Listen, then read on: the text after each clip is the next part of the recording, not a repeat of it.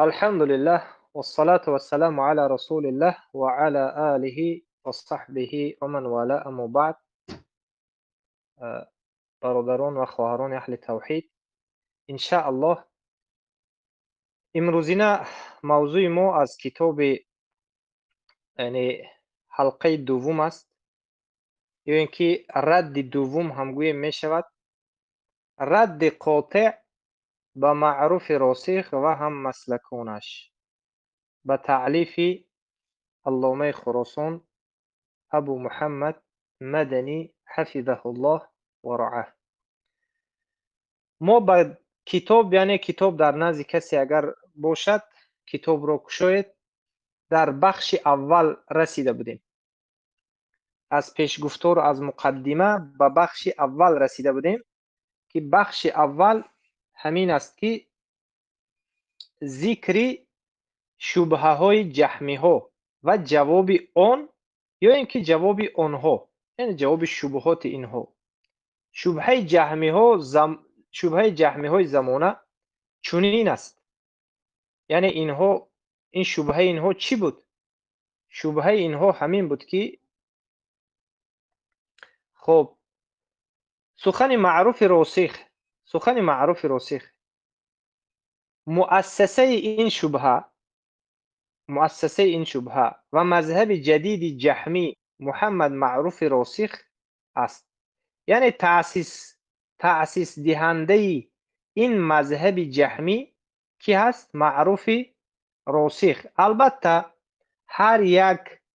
در هر یک دور و زمان یک انسان میبراید، یک منهج باطل را تأسیس میدهد. به خاطر چی مثلا جهمی میگویند؟ به خاطر چی ماتریدی و اشعری میگویند؟ به خاطر چی؟ یا به خاطر چی امروزها مثلا مدخلی میگویند؟ به خاطر که یک انسان اومد، ربیع ابن هادی المدخلی، از همون منطقه مدخل، از همون جا برآمد، عقیده جهمی، طاغوت پرستی، مرجعه، عازری رو پهن کرد و علما رد زدند. و همچنین در هر دور و زمان همین گونه انسان ها میبرایند. خب و از معروف راسخ سوال کرده شد که شما در یکی از سخنهای خود فرمودید که مسلمانی که کفر بر طاغوت ندارد، آیا کفر بر طاغوت نداشته را مسلمان خطاب نمودن درست است؟ یعنی سوال است. با اون کس سوال کرده شد که مسلمانی که کفر بر طاغوت ندارد گفت. البته در اون سخنش میگوید که اکثر مسلمان هایی که کفر بر طاغوت ندارند، اکثر مسلمان ها. محمد معروف راسخ در جواب گفت بله. گفت الله در قرآن در سوره نساء آیه 136 میفرماید. چگونه که خود شما از این واقعه با خبر هستید، شنیدید که معروف راسخ چی گفت؟ گفت این اصطلاح قرآنی است. گفت این اصطلاح وجود دارد. گفت اصطلاح این چی بود؟ اصطلاح این همین بود که این گفت که اکثریت مسلمان هایی که کفر بر طاغوت ندارند، به دلیل آیت 136 سوره نساء، یعنی همین دلیل است که با عقیده معروف راسخ گفته می شود که هر کسی که کفر بر طاغوت ندارد، همین آیت دلیل است. آیت چی بود؟ آیت یا ایها الذین آمنوا بالله و رسوله. ای کسانی که ایمان آوردید، ایمان بیاورید به الله و رسولش.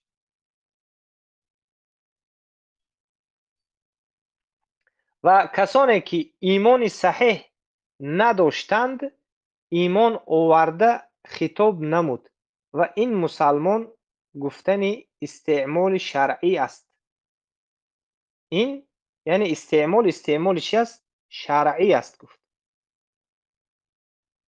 و شبهه دیگر، این حاضر سخنها فقط درباره سخنهای شبهناک اینها ردیه بعدا می آید. بعدا انشاءالله که به اینها به هر یک سخن اینها رد زده می شود. سخن ابوالغریب در اینجا چی بود؟ وقتی ما رساله نوشتیم که، یعنی در اینجا شیخ گفته ایستادند که وقتی ما رساله نوشتیم و به این شبهه راسخ یعنی پاسخ، یعنی جواب دادیم، شخص دیگر به نام ابوالغریب در دفاع نمودن راسخ قیام کرد و دو ضبط صوتی را چیکار کرد؟ در دفاع معروف راسخ منتشر نمود. یعنی در دفاع معروف راسخ که در آنجا آشکار و واضح میگوید که هر کسی کفر اکبر رو در عمل انجام دهد کافر است. کافر است، موحد نیست ولی مسلمان گفته می شود، ولی نه مسلمان حقیقی. باز میگوید کفر اکبر کرده چون که کفر بر طاغوت ندارد کافر است و مؤمن نیست، اما مسلمان گفته می شود ولی نه مسلمان شرعی. توجیهی که در این باره راسخ این سخن ابوالغریب را شنیده چی گفت؟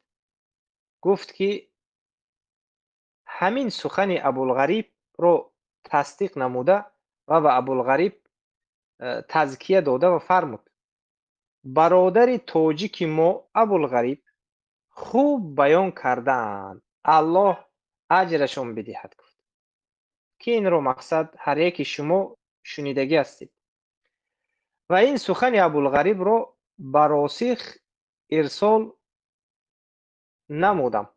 یعنی هم سخن شیخ وقتی که به راسخ ارسال نمودن، راسخ این سخن رو بار دیگر گوش کرده ولی براعت نکرد از ابوالغریب جهمی. سومین سخن کی است؟ سخن ابو ابراهیم یا که ابوالغربا، که این سخنش چی بود؟ سخنش همین بود که سلف و صالح، یعنی سخن سلف و صالح راجح است، یعنی در نزد ابو ابراهیم به نام غربا که اینها ابوالغربا هم میگوید معروف راسخ، میگوید که سخن سلف و صالح راجح است، هر کسی که کفر بر طاغوت ندارد یعنی کافر است، او را مسلمان گفته می شود، نه مسلمان حقیقی. کدام سلف گفته است که یک انسانی که کفر بر طاغوت ندارد او را مسلمان گفته می شود و مسلمان لغوی یا که نه مسلمان حقیقی؟ زیرا که ما مسلمان دو نمود مسلمان داریم، یکیش مسلمان حکمی یا اسمی، یکی دیگرش مسلمان حقیقی است. همون مسلمان لغوی که محمد امین شنقیطی که در آینده می آید مسلمان حکمی اسمی را گفته ایستادند که ظاهرش، یعنی ما حکم که به ظاهر که است، به ظاهر حکم اسلام میتیم به اون.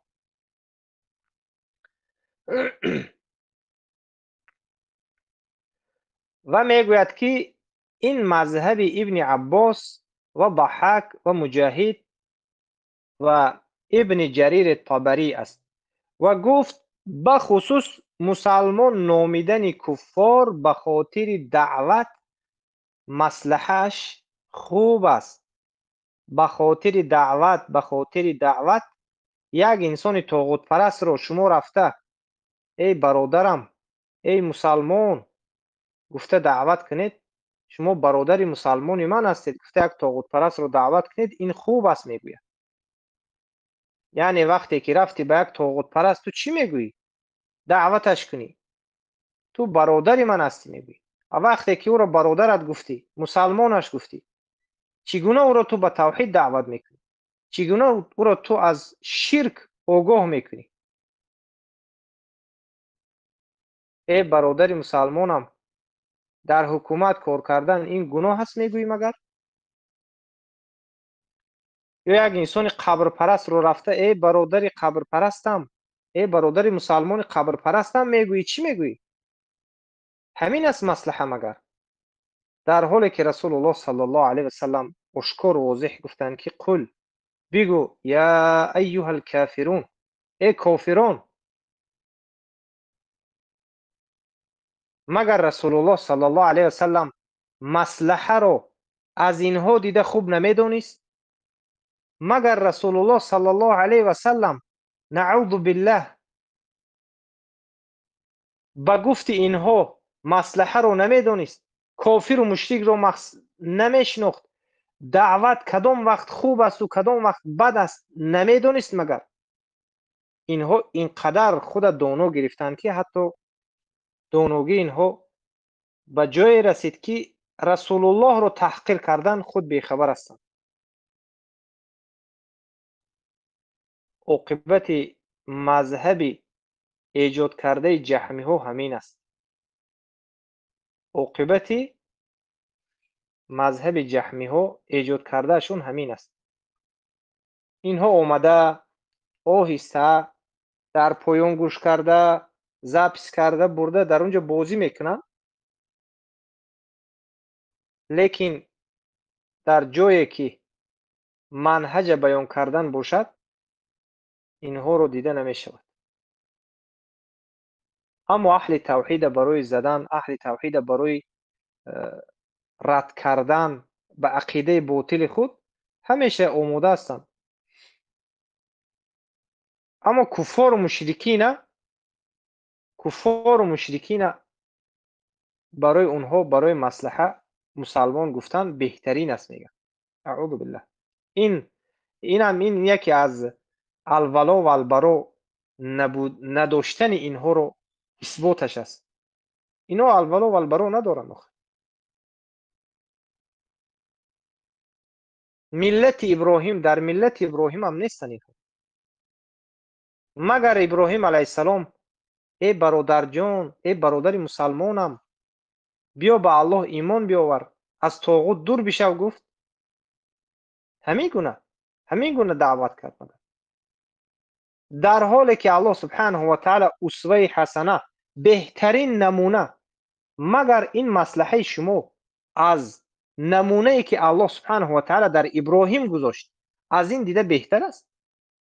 ای جهلا، ای جهمی ها، از الله نمی ترسید شما؟ سبب چی است؟ سبب جهل است، سبب کبر است، سبب غروری پوچ، غروری که پوک است، در درونش هیچ نیست. یک پیسته که، یک چورمغزی که در درونش هیچی ندارد. بمیستی همین است. اینها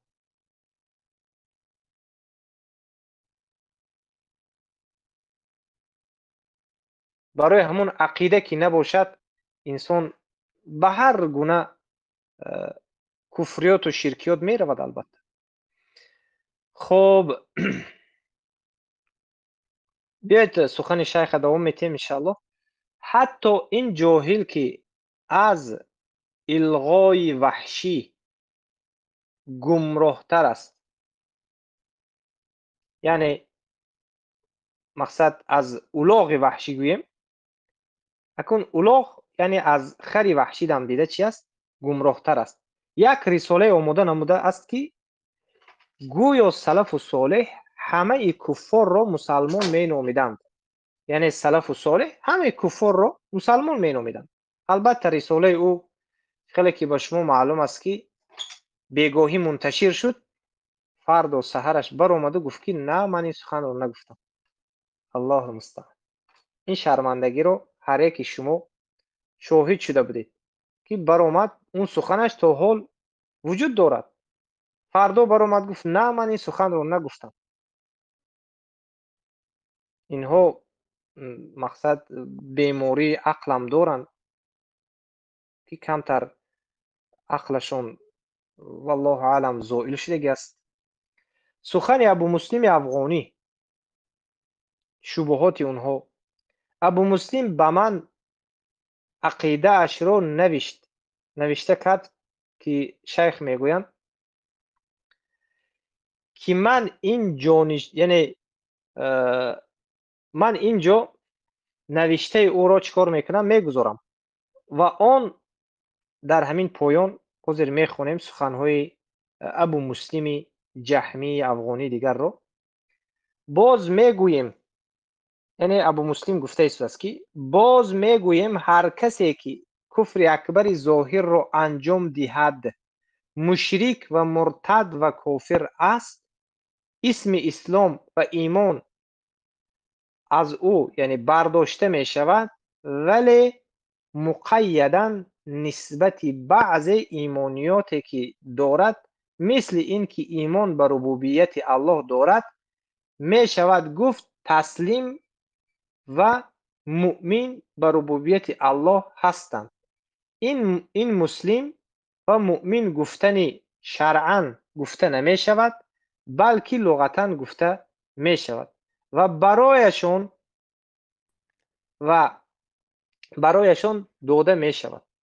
яъне ҳамин гуна исм дода мешавад, яъне муъмини шаръӣ, муслими шаръӣ неву, муъмини ва муслими луғавӣ.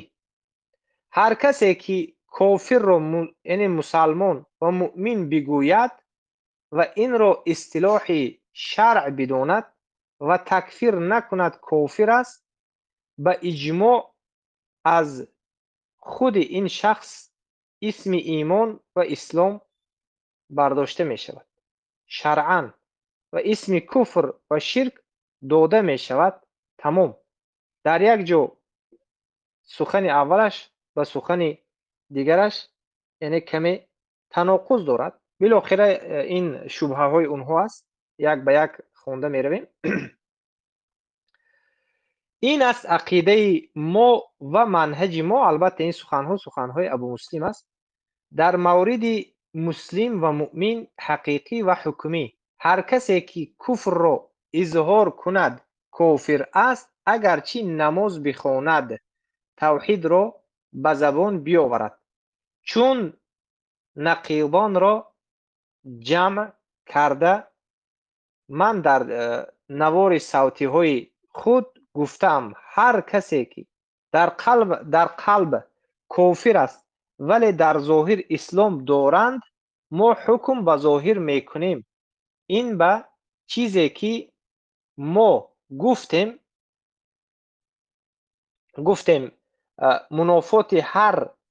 мунофот ҳаргиз надорад, агар андаке инсоф кунӣ. гуфта яъне сухани абу муслим буд. ин хулосаи сухани абу муслим ин аст ки се навъ мусалмон вуҷуд дорад: мусалмони ҳақиқӣ, мусалмони ҳукмӣ, мусалмони луғавӣ ё ғайри шаръӣ.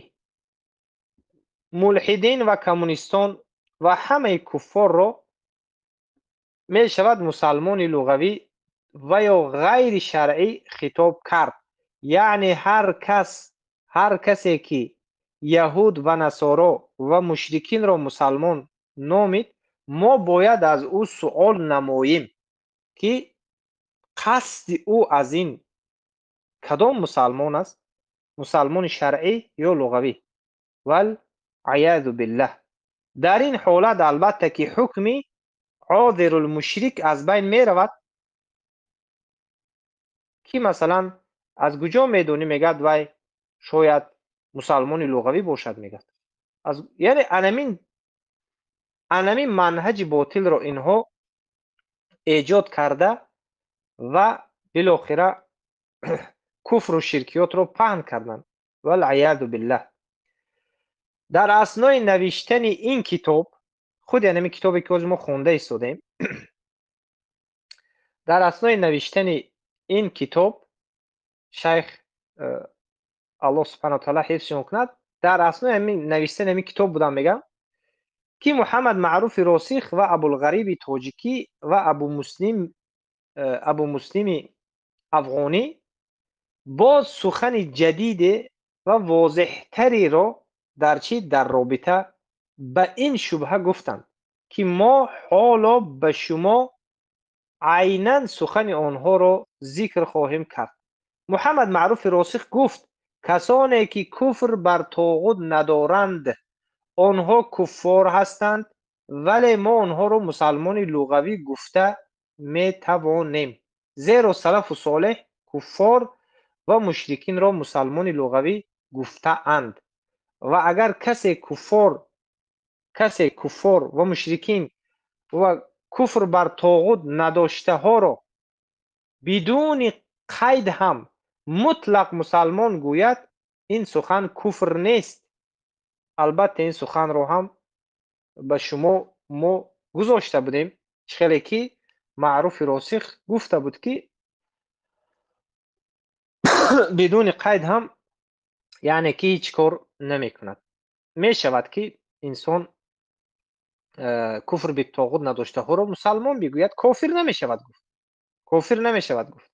حتی سبحان الله، کفار و مشرکین را مطلق مسلمان گفته شود هم این کفر نبوده است، در حالی که از سلف صالح اجماع است که هر کسی که یهود و نصارا را تکفیر نکرد به اجماع کافر است. به اجماع کافر است.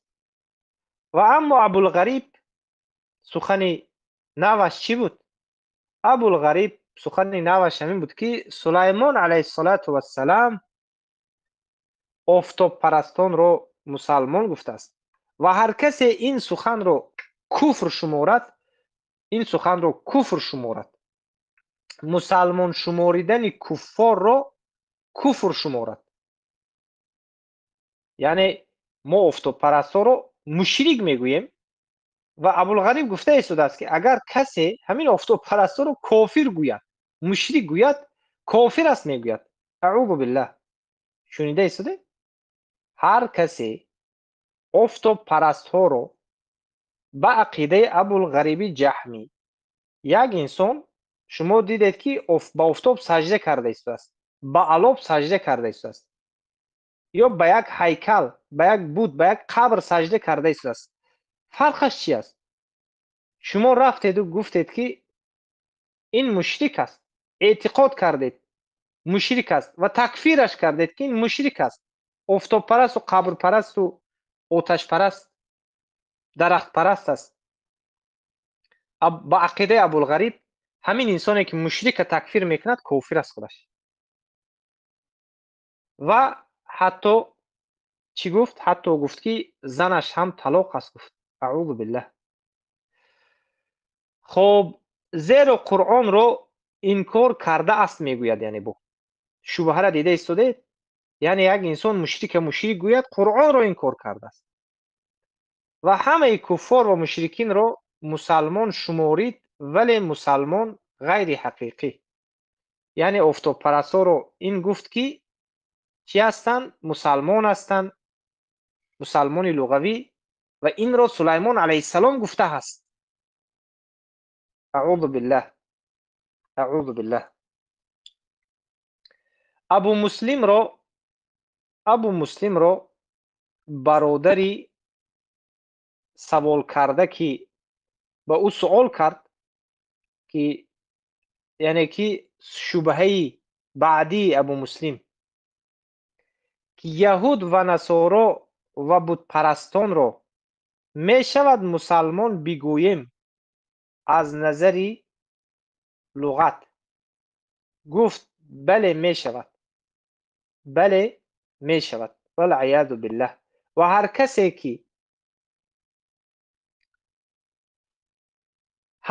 که نخواهد صدد این گمراهان، یعنی راه این گمراهان رو و سخن اینها رو بشنود و به این و به سخنهای اینها، به سخنهای این مشرکین، به سخنهای این جهمی ها، البته که شونیدو انکار نکند، البته این گونه انسان خودش به کفر گرفتار می شود. این جهمی ها به این اعتقاد باطلشان از 3 آیت قرآن حجت گرفتند. اولینش سوره مبارکه نساء آیت 136، سوره مبارکه بقره آیت 208، سوره مبارکه حجرات آیت 14. ما حقیقت هر دو این آیت، سوره مبارکه نساء آیت 136 و سوره مبارکه بقره آیت 208 را در رساله قبلی بیان نمودیم و باطل بودن استدلال آنها را آشکار کردیم، ولی آیت سوره مبارکه حجرات یعنی آیت 14 را در این رساله چیکار میکنیم؟ بیان خواهیم کرد. در این کتاب میگذاریم به جواب این شبهه. به جواب این شبهه البته تا شیخ اومدن، شیخی اومدن تا جایی که انشاءالله ما شبهه ها رو یعنی که طرز رد زدن مثال 1 2 3 ترتیبا هست، ترتیب قطعی هست. به همین خاطر انشاءالله وقتی که شیخ اومدن ما صحبت به انجام میرسونیم، بعدا با فردا دوام میدهیم انشاءالله. جواب به این شبهه هایی که اینها در اینجا ما پیشتر ذکر کردیم، به این شبهه از چند جانب و وجه جواب خواهیم گفت. اولین جوابی که هست، کتاب را نظر کنید، اولا گفته به سرخ نوشتگی است: به اجماع سلف و صالح حکم انسان‌هایی که در دنیا به ظاهر بوده و در قرآن و سنت تنها 2 قسم انسان وجود دارد.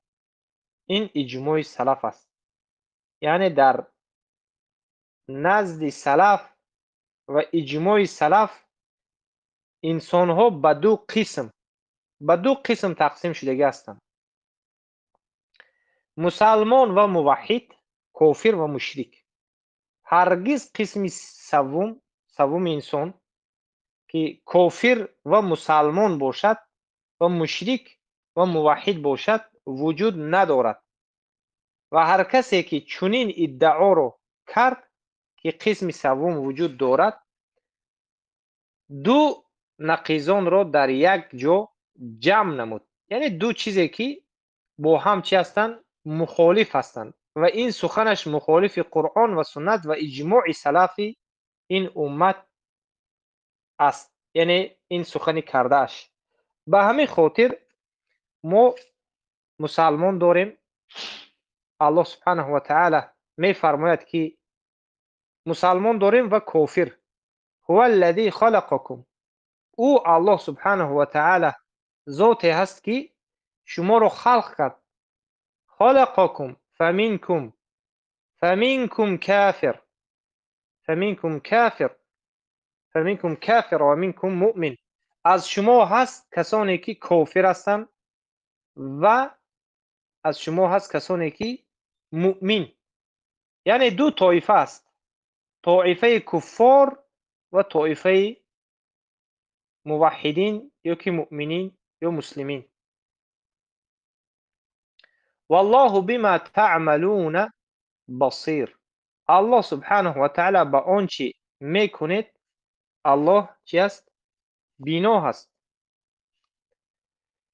ابن حزم این سوره مبارکه تغابن آیت 2 بود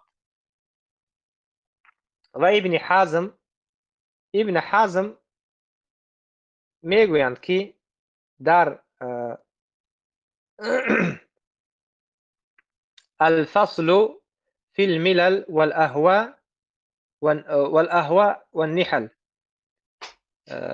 در اینجا میفرمایند که میگویند فصح یقینا انه ليس في الناس ولا في الجن الا مؤمن او كافر فمن خرج عن احدهما دخل في دخل في الآخرة. یعنی که دخل فی الاخرى میگه که مثلا آخرة، یعنی که پس یقینا صحیح است که میگوید که نه در انسان ها و نه در جن ها بجز مؤمن و یا کافر دیگر قسم نیست. پس هر کسی از یکی اش خارج شود به دیگری داخل می شود. از یکی اش خارج شد به دیگرش داخل می شود. یعنی انسانی که از ایمانش خارج شد کافر مشرک می شود. انسانی که ایمان آورد از کفر و شرک بیرون شده به ایمان، به توحید، به اسلام داخل می شود. و باز می فرماید والاجماع والنصوص قد صح كل ذلك على انه لا دين الا الاسلام او الكفر من خرج من احدهما دخل في الاخرى ولا بد اذا ليس بينهما واسطة.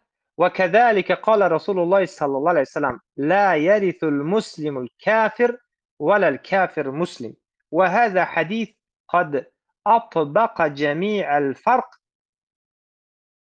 یعنی که حدیث بیایید به معناش رویم. اجماع و نصوص صحیح ثابت است که دین نیست بجز اسلام و یا کفر. پس هر کسی از یک خارج شود به دیگرش داخل شده است. رسول الله صلی الله علیه و سلم دو دین را ذکر نمودند، کفر و ایمان، و هرگز دین سوم را قرار ندادند.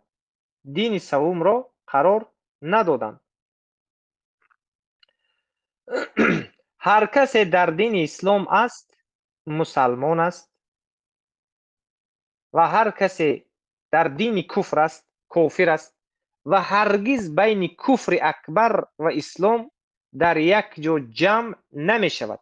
مثل کافر مسلمان. یگان انسان هم کافر هم مسلمان شده نمی تواند. البته اینها جهمی ها که فهم ندارند که جدا کرده نمی توانند، یعنی مؤمن و موحد و کفار و مشرکین جدا کرده نمی توانند. انسان ها دو طایفه، دو قسم هستند. الله سبحانه و تعالی می فرماید و ما یبتغی غیر الاسلام دینا فلن یقبل منه و هو فی الاخره من الخاسرین. و این سخنی که از ابن حزم بود، این هم در کتاب الفصل فی الملل والاهواء والنحل چاپ مکتبه خانجی قاهره جلد 3 صفحه 129. الله سبحانه و تعالی می فرماید که هر کسی که به غیر از دین اسلام دیگر دینی رو خواست، او هیچگاه از او قبول کرده نمی شود، پذیرفته نمی شود و او در آخرت از زیان دیدگان می گردد. و هر ملتی که مخالف ملت اسلام است آن کفر است، مثل یهودیت و نصرانیت و علمانیت و دموکراتیا و بودیست ها و قبوری ها و بتپرست ها و فرقه های از کفار و بتپرستان و دیگر احزاب کفری و شرکی که مقصد اونها اهلش کفار می باشند. اهل ملت اسلام مسلمان و اهل غیر ملت اسلام کفار است. یعنی هر کسی که در اسلام است مسلمان است و هر کسی که در از اسلام بیرون است، کفار و مشرکین است. و قسم سوم وجود ندارد، مثل کافر، مسلمان، لغوی و غیره. و همچنین ابن جریر می‌فرماید، قال ابن جریر فمنهم من هدى الله،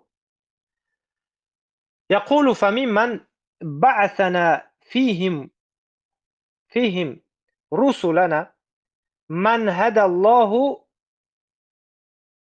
فوفقه للتصديق رسله والقبول منها والإيمان بالله والعمل بطاعته ففز وأفلح ونجا من عذاب الله. ومنهم من حقت عليه الضلالة، سوره نحل آیت 36. يقول وممن بعثنا رسلنا إليه من الأمم آخرون حقت عليهم الضلالة فجاروا عن قصد السبيل فكفروا بالله وكذبوا رسله واتبعوا طاغوت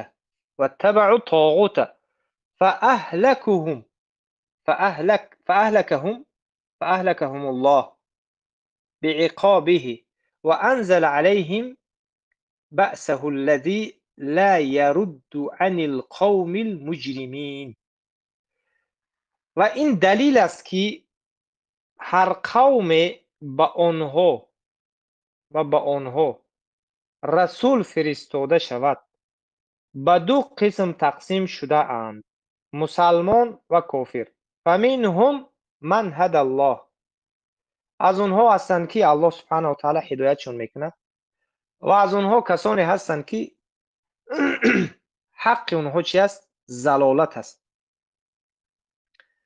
و دو قسم تقسیم شدند، مسلمان و کافر، و هرگز قسم سوم وجود ندارد، مثل اون که کافر را مسلمان لغوی نامگذاری کردند.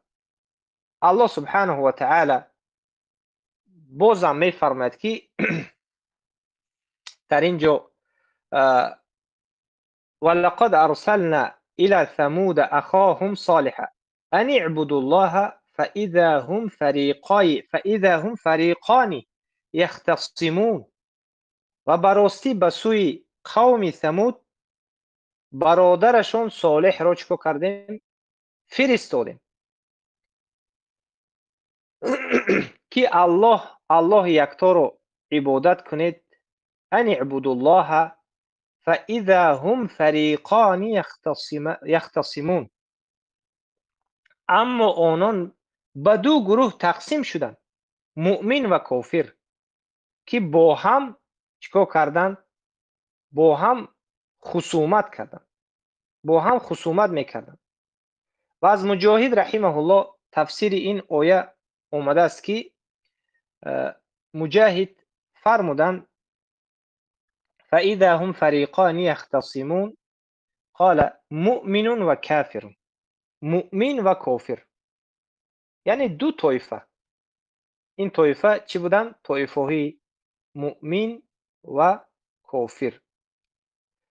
و دومین وجه جواب به شبهه اینها انشاءالله که منهج سلف و صالح در انکار و تکفیر اهل بدعت، که بدعت آنها مکفره بود و تکفیر عاذری معلوم و مشهور بوده، به اجماع نقل شده است. انشاءالله در حلقه سوم از همین جا این منهج سلف رو انشاءالله که بیان کرده می رویم. سبحانك اللهم و بحمدك اشهد ان لا اله الا انت استغفرك و اتوب الیک.